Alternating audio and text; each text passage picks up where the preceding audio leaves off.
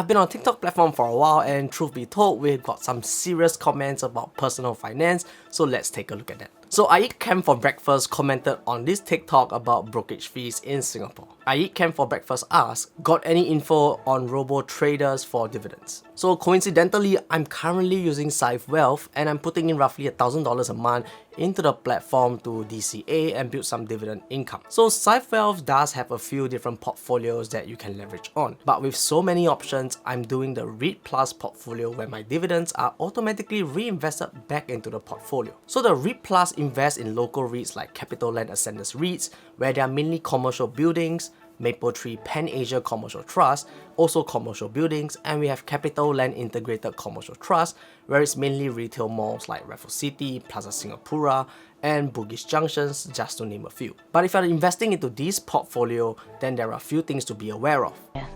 What might that be? A new spiritual awareness. The first thing is the fees, because in this portfolio it's managed by Scythe, and therefore there are fees involved. So I started on the 19th of July this year in 2023 with $1,000, and I paid a fee of 25 cents at the end of July. And then I added another $1,000 on the 16th of August just a couple of days ago. My current investment here is $2,000, but my portfolio is valued at $1,958.16. So we are down a little bit right here, but this portfolio is going to be for the long haul, so I'm not too worried about it. Did you lose all your money? And next is the dividend portion. So if you're looking for cash dividend payouts, you need to accumulate a total of $20,000 in your portfolio to cash out your dividends into cash.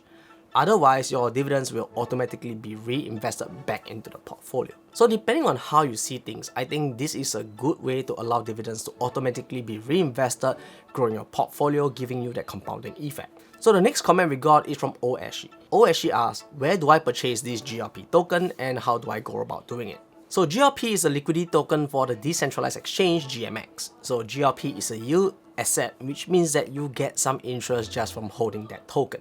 The yield comes from the trading fees that are collected from the exchange and then distributed to all the holders of GLP. To get GLP, you will need two things. The first one is an exchange that enables you to transfer Ethereum to Arbitrum network, and the second thing you need is a MetaMask or a decentralized wallet for your choosing.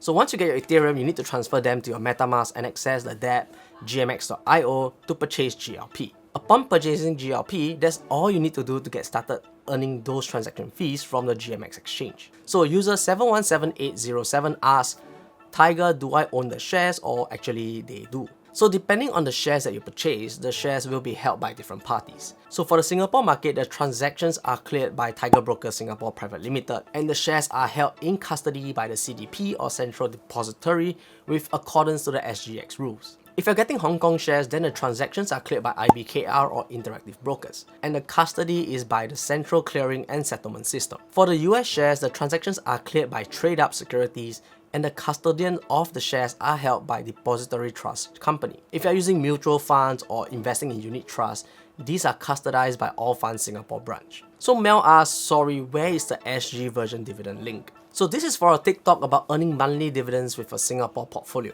The full video will be linked in the card right above, as well as a description down below. So it covers a few different possible portfolios that one can consider building to get dividends on a monthly basis by stacking up different shares so you get cash flow every single month. Saul commented, agreed, I did try the options but cannot hold due to my working hours at daylight. So this comment was about doing options to earn extra income while I was waiting for an entry price to accumulate some shares. So I did do some options on Coinbase to generate roughly $20–30 per week, which helps me grow my war chest a little. So for these options, they are really risky because of how Coinbase is a controversial company, so prices can be really volatile at times. So DT22916 asks, the 4.5% yearly is already tax deducted. So this comment is about the US dividend stocks.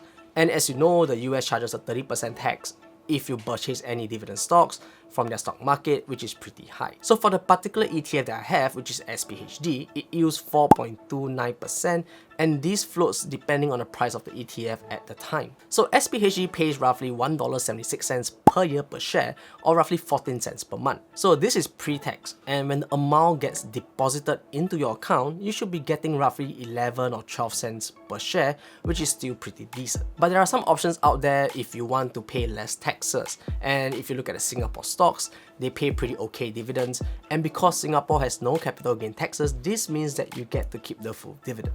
Azril Wahid asks, is SPY good for dividend forking? I think what Azril means is that if the SPY is good for dividend farming or to accumulate dividends. So if you're looking to farm dividends for cash flow, then SPY might not be a good choice because the yield is only at 1.5%.